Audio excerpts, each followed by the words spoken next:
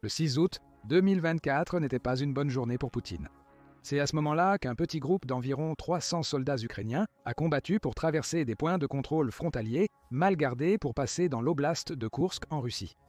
Au cours des 2 mois qui ont suivi, Poutine n'a pas seulement échoué à repousser ses soldats ukrainiens et leurs renforts hors du territoire russe, mais il a aussi vu l'Ukraine s'ancrer alors qu'elle prend plus de terre. À la fin du mois d'août 2024, l'Ukraine détenait plus de 90 établissements et environ 450 miles carrés de territoire russe, envoyant un message clair à Poutine dans le processus. La guerre a changé, et nous sommes maintenant prêts et capables de prendre le risque de vous combattre sur votre sol. Depuis, Poutine a été ébranlé par l'invasion de Koursk. Et maintenant, l'Ukraine a porté un autre coup dévastateur qui a laissé le leader russe ébranlé. Quel est donc ce coup? Et pourquoi est-il si important dans le contexte où l'Ukraine prouve qu'elle est capable non seulement de se défendre, mais aussi de gagner la guerre que Poutine a commencée? Toutes les réponses sont fournies dans cette vidéo. L'Ukraine frappe la Russie là où ça fait vraiment mal. Le 10 septembre 2024, l'Ukraine a lancé sa plus grande attaque de drones sur le territoire russe jusqu'à présent. Cette attaque n'a pas seulement eu lieu à Koursk ou Belgorod, cible clé de l'invasion de l'Ukraine, mais assez éloignée des grands centres de population pour ne pas affecter directement une grande partie des habitants. Cette attaque visait Moscou, la capitale de la Russie. Les drones ukrainiens ont causé d'importants dégâts, touchant des dizaines de bâtiments et faisant au moins un mort. La Russie a dû dérouter une 50aine de vols prévus pour Moscou vers des aéroports environnants, alors que les drones envahissaient le ciel. 3 des 4 aéroports de la ville ont été fermés pendant plus de 6 heures alors que l'attaque était en cours. La Russie prétend avoir en grande partie déjoué l'attaque. Reuters rapporte que les autorités russes affirment avoir abattu plus de 20 drones ukrainiens dans le ciel de Moscou.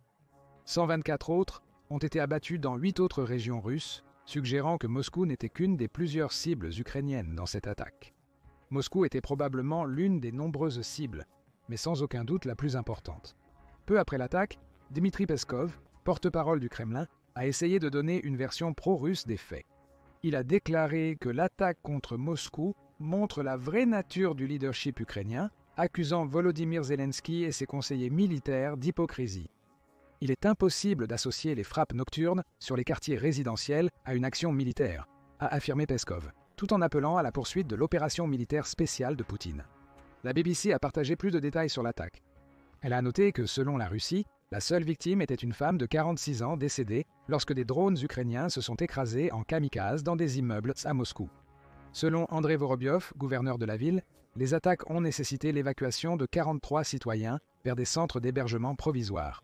Selon The Guardian, lors de l'attaque, des drones ukrainiens ont déclenché un incendie sur la piste de l'aérodrome de Djoukovski. Ce feu, a affirmé le maire de Moscou Sergueï Sobyanin, était le résultat de débris d'un drone détruit atterrissant sur l'aérodrome plutôt qu'une attaque réussie. La véracité de ces affirmations est discutable, car la Russie a souvent prétendu que les dégâts des drones ukrainiens résultaient uniquement de leur destruction par ses forces. Il est plus probable que les drones aient atteint leur cible. Des vidéos ont montré le feu brûlant sur la piste près d'un avion et d'un bus de passagers. Ailleurs, les rapports de la Russie sur l'abattage de drones étaient clairement exacts. L'autoroute Kachirskoye, principale route vers la Russie, a été bloquée par des débris de drones. Des citoyens russes à Moscou rapportent avoir vu des explosions depuis leurs fenêtres d'appartement. J'ai regardé par la fenêtre et j'ai vu une boule de feu, a déclaré un résident nommé Alexandre Lee. La fenêtre a été soufflée par l'onde de choc, dit-il. D'autres attaques ont eu lieu dans les oblasts de Toula, Bryansk, Smolensk et Orel, ainsi que dans les régions de Belgorod et Koursk, que l'Ukraine attaque depuis août. L'Ukraine n'a fait aucun commentaire immédiat après la frappe. Cependant, c'est la dernière d'une série d'attaques à longue portée que l'Ukraine a lancées au cours des derniers mois. The Guardian affirmant que certains des drones qui ont frappé Moscou avaient parcouru plus de 500 miles pour atteindre leur cible. Zelensky a aussi affirmé que cette nouvelle vague d'attaques contre la Russie est une riposte directe à l'agression de Poutine. Le Kremlin soutient les attaques contre les civils et les infrastructures en Ukraine, qui ripostent de façon similaire. Il faut noter que ce n'est pas la première attaque de drones ukrainienne sur Moscou. Fin juillet 2023, la ville a été ébranlée par des attaques de drones, que Zelensky a qualifiées d'inévitables, naturelles et absolument justes dans le cadre de la guerre. Cependant, cette attaque de 2023 n'a endommagé que 2 bâtiments dans le quartier d'affaires Moskva City de Moscou, impliquant seulement 3 drones. Cette dernière attaque était plus de 6 fois plus grande et beaucoup plus dommageable. L'Ukraine a considérablement intensifié sa volonté de mener des frappes coordonnées en territoire russe. Là où elle risquait autrefois seulement une poignée de drones, elle envoie maintenant ses machines de guerre volantes sans pilote en volume pour forcer Moscou à expérimenter juste un petit goût de ce que la Russie a infligé à l'Ukraine depuis février 2022. Ne vous y trompez pas, l'Ukraine vient d'infliger à la Russie un coup dévastateur. Mais pourquoi ce coup est-il si puissant qu'il prouve que l'Ukraine est capable de gagner la guerre? Il existe plusieurs raisons, notamment l'impact de l'attaque de drones ukrainienne sur Poutine.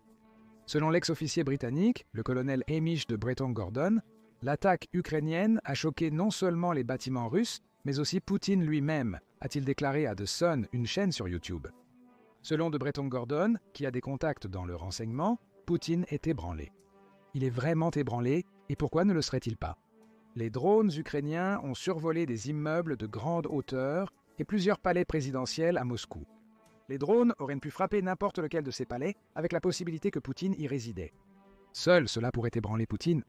Il a maintenant vu de ses propres yeux que l'Ukraine est capable d'utiliser des armes qu'elle développe elle-même pour l'atteindre là où il croyait être le plus en sécurité. L'Ukraine vient de montrer qu'elle peut attaquer avec succès Moscou avec 20 drones à la fois. Qui peut dire qu'elle ne le fera pas à nouveau? Après tout, c'est un pays qui a prouvé l'efficacité des drones dans les conflits modernes et qui a passé la dernière année ou plus à augmenter la production de ces dangereux véhicules aériens sans pilote. En février 2024, le ministre numérique de l'Ukraine, Mikhailo Fedorov, a annoncé les plans du pays pour produire des milliers de drones à longue portée d'ici la fin de l'année.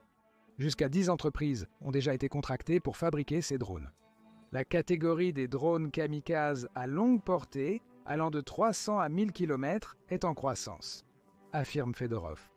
Il y a 2 ans, cette catégorie n'existait pas du tout. Ce sont les drones qui entrent dans cette catégorie qui permettent à l'Ukraine de lancer les types d'attaques qui ont frappé Moscou le 10 septembre. L'Ukraine construit de nombreux drones. Défense Express rapporte que l'Ukraine est en voie de construire 1,5 million de drones d'ici la fin de 2024, entre 80 et 90% de ceux-ci ayant des capacités de vision à la première personne qui facilitent grandement leur guidage vers leur cible. Poutine est ébranlé, et pour cause. Les 20 drones ayant attaqué Moscou et contourné ses palais présidentiels ne sont peut-être qu'un prélude à la tempête aérienne que l'Ukraine pourra déchaîner sur la capitale russe en 2025. Poutine est en danger dans la ville où il se sent le plus en sécurité, ce qui pourrait bien suffire à le faire réévaluer les raisons de son opération militaire spéciale. Poutine a été encore plus ébranlé par cette frappe de drone pour une autre raison, peut-être plus importante. Cela affecte sa capacité à se présenter comme un homme fort à ses citoyens. Qu'est-ce qu'un homme fort? Dans un contexte politique, un leader fort est celui qui exerce son autorité par le biais de l'application militaire.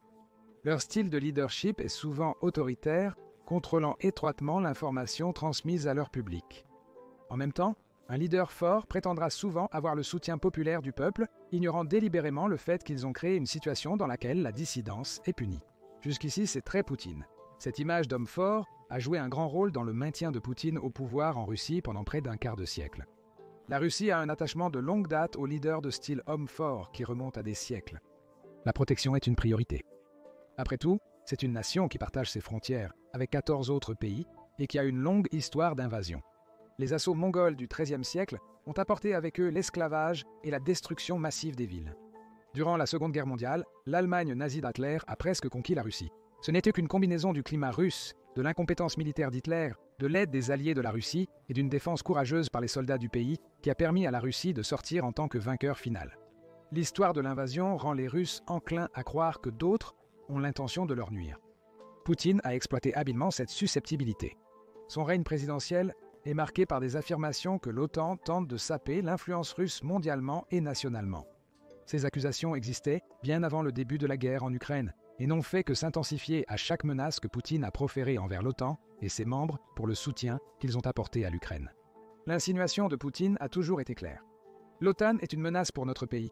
Je suis le seul homme, l'homme fort, qui peut protéger la Russie de cette menace. La combinaison de ce message et de l'histoire de l'invasion de la Russie explique en grande partie pourquoi beaucoup en Russie soutiennent Poutine. Les personnes des générations plus âgées ont également vu leur vie quotidienne s'améliorer sous le leader de la Russie, et au moins en surface, elles ont observé la Russie se rétablir en tant que puissance géopolitique à la suite de l'effondrement de l'Union soviétique. Poutine voudrait faire croire à son peuple que tout cela est le résultat de ses efforts, mais diriger en tant qu'homme fort pose problème. Malgré l'amour pour la force perçue d'un leader russe, une perte de cette force peut rapidement entraîner une perte de soutien. Pourquoi suivre l'homme fort incapable de gagner une bataille? Actuellement, Poutine peine à prouver qu'il peut remporter une bataille. Son opération militaire spéciale devait durer seulement quelques semaines. Au lieu de cela a duré près de 3 ans, avec la Russie subissant plus de 662 000 victimes, ainsi que la perte de milliers de chars, de véhicules de combat blindés et d'autres équipements militaires. Le peuple russe a dû regarder Poutine commettre des erreurs dans une campagne de broyeur de viande, dans laquelle il s'enfonce lentement en Ukraine, au détriment des soldats pour lesquels il semble avoir peu de considération. Poutine a affronté une mutinerie interne, notamment la marche sur Moscou, menée par l'ex-chef de Wagner, Evgeny Prigojine, aujourd'hui décédé. L'Ukraine a envahi la Russie, ce qui est exactement ce qu'un leader fort est censé empêcher.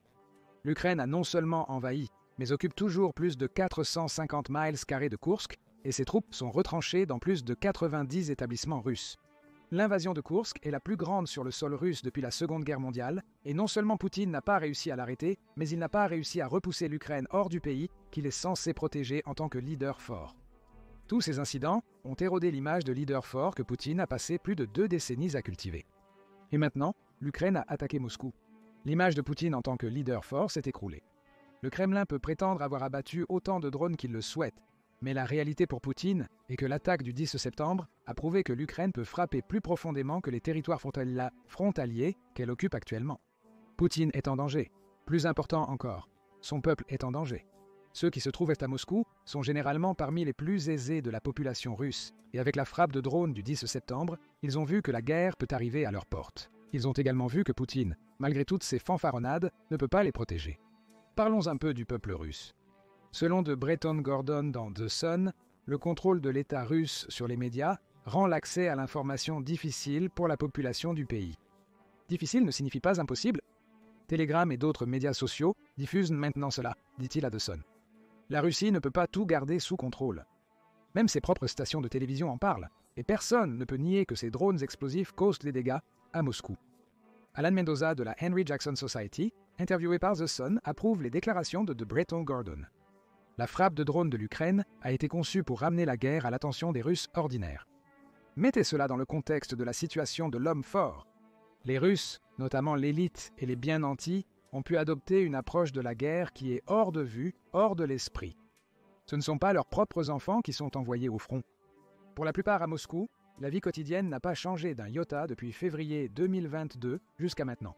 Avec sa frappe de drone, l'Ukraine a non seulement montré à Poutine qu'elle peut frapper à sa porte, mais elle expose aussi au peuple russe les réalités de la guerre qu'il n'avait peut-être pas bien saisies.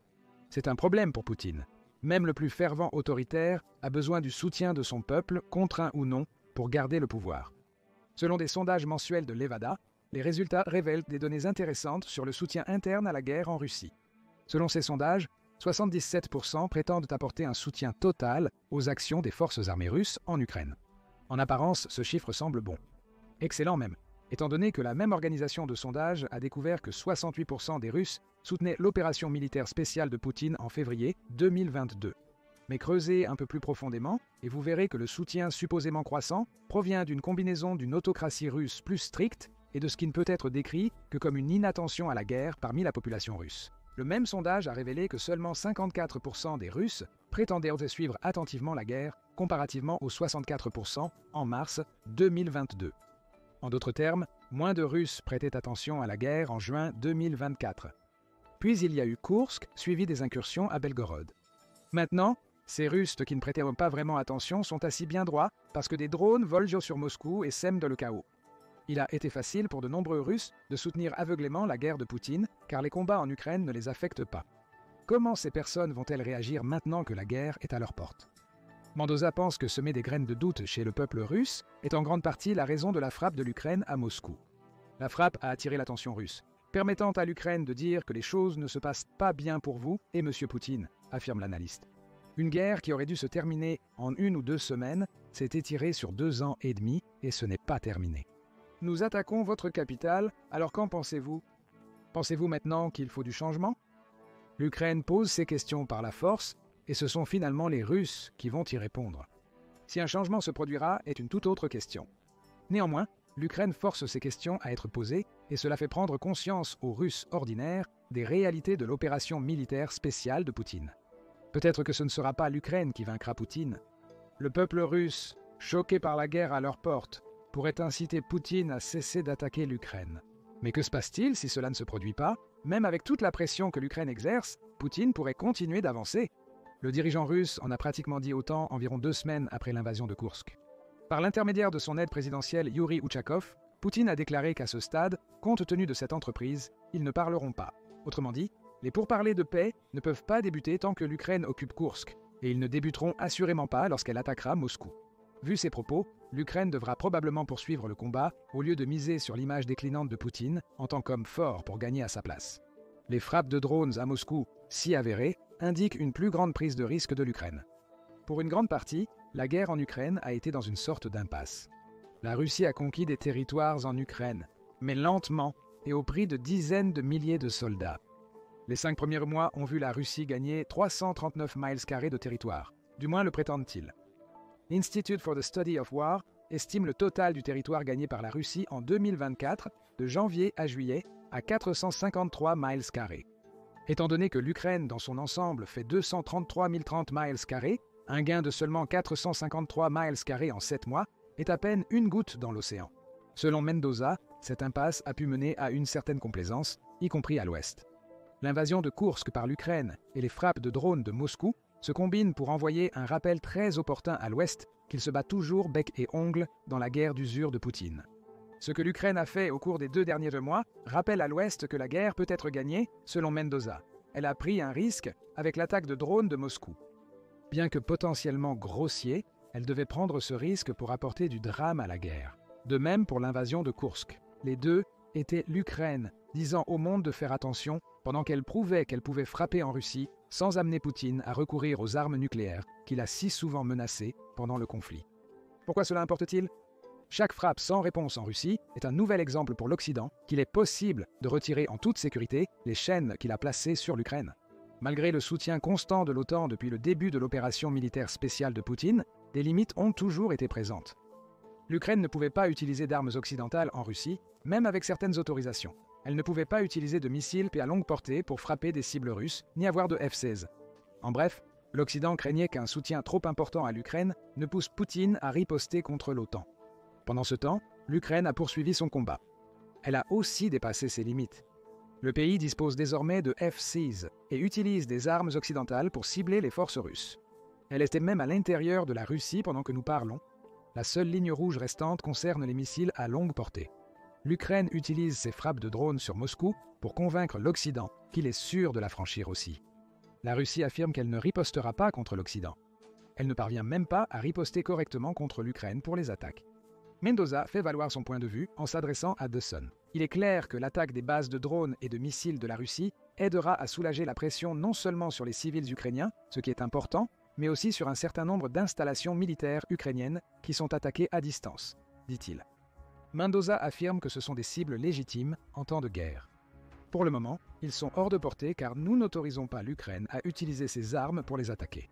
Selon Mendoza et Breton Gordon, cela doit changer.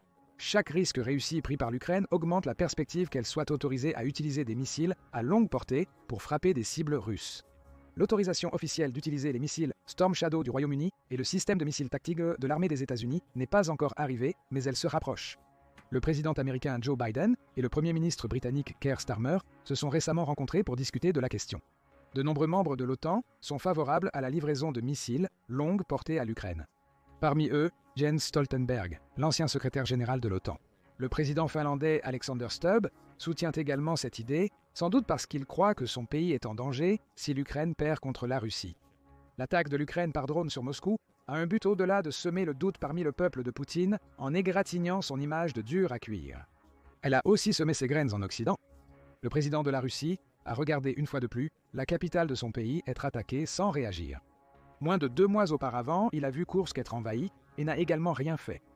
L'attaque de drones sur Moscou par l'Ukraine, avec le soutien potentiel du Royaume-Uni et des États-Unis en missiles à longue portée, envoie un message clair à l'Occident qu'elle est prête à intensifier les frappes en territoire russe, ce qui pourrait effrayer Poutine. De plus, l'Ukraine pourrait ne pas avoir besoin de missiles occidentaux. Au deuxième Forum international de l'industrie de la défense de l'Ukraine, le ministre de la Défense Roustem Umerov a annoncé que l'Ukraine avait investi 4 milliards de dollars dans son programme de missiles balistiques, incluant le développement de drones et d'autres armes à longue portée. Les missiles sont presque prêts à être déployés. Le président Zelensky a annoncé un test réussi des premiers missiles balistiques de T-6 de l'Ukraine en août 2024. Même si l'Occident restreint l'utilisation de missiles à longue portée par l'Ukraine, elle peut toujours développer ses propres missiles en interne. Umirov dit que c'est essentiel. Une partie cruciale de cette coopération est la signature de contrats à long terme pour la production, la fourniture et la maintenance d'armes, afin d'assurer l'approvisionnement durable de l'armée ukrainienne. Cela permettra d'attirer des investisseurs étrangers dans l'industrie de défense ukrainienne en plein essor, a-t-il souligné. Poutine fait face à deux problèmes suite à l'attaque de drones à Moscou. D'une part, la frappe renforce le sentiment que Poutine ne réagira pas contre l'Occident lorsque les attaques sont menées sur le sol russe. Cette attaque de drones ukrainiens renforcera la confiance de l'Occident dans sa décision d'autoriser l'Ukraine à utiliser des missiles à longue portée contre la Russie. De plus, l'Ukraine prouve qu'elle peut remporter cette guerre même sans cette autorisation. Le pays possède une industrie de drones robuste. Il injecte des milliards de dollars dans la défense et la fabrique de missiles à longue portée capables de frapper des cibles russes. Les armes de l'Occident ne seront pas nécessaires tant que l'argent continuera à affluer, menaçant Poutine malgré ses avertissements à l'OTAN concernant l'utilisation de missiles à longue portée. Comment tout cela laisse-t-il Poutine? L'Ukraine vient de porter un coup là où cela fait le plus mal au président russe, sa propre capitale. La réputation de Poutine en tant que protecteur fort de la Russie est irrémédiablement ternie. Son peuple doit désormais affronter les atrocités de sa guerre, ce qui va affaiblir davantage son emprise sur le pouvoir. Et le pire de tout, l'Ukraine continue de démontrer qu'elle est prête à prendre les risques nécessaires pour gagner la guerre que Poutine a commencée. Cet appétit pour le risque pourrait mener à la chute de la Russie, à moins que le peuple de Poutine ne le renverse avant. Il faut aussi considérer les oligarques. Poutine doit garder les oligarques russes de son côté, ce qu'il a réussi à faire pendant une grande partie de la guerre. Certes, ces oligarques ont ressenti le coup dur des sanctions occidentales. Comme le note Breton Gordon dans son interview avec The Sun, ils ne peuvent pas aller dans leur chalet de ski dans les Alpes ou leurs super yachts en Méditerranée en ce moment, mais au moins leurs enfants n'ont pas été ceux envoyés en première ligne en Ukraine. Malgré peu de changements pour les oligarques, la guerre approchant Moscou apporte du changement. Ce sont les personnes qui feront la différence, affirme Breton Gordon. L'espoir est qu'ils renverseront le régime et élimineront Poutine de l'intérieur plutôt que de l'extérieur. Si Poutine perd les oligarques, il perd la guerre en Ukraine. Peut-être qu'il l'a déjà fait, il ne le sait tout simplement pas encore. Seul l'avenir révélera l'impact réel des frappes de drones ukrainiennes sur Moscou. Mais l'Ukraine a montré qu'elle peut gagner cette guerre grâce à sa prise de risque. Mais pensez-vous que ces risques en vaudront la peine? Le frappe de drones de septembre sur Moscou était-elle la première d'une série planifiée par l'Ukraine? Partagez vos avis en commentaire et merci d'avoir regardé la vidéo. Découvrez maintenant l'année où l'Ukraine gagnera la guerre, révélée, ou cliquez sur cette autre vidéo.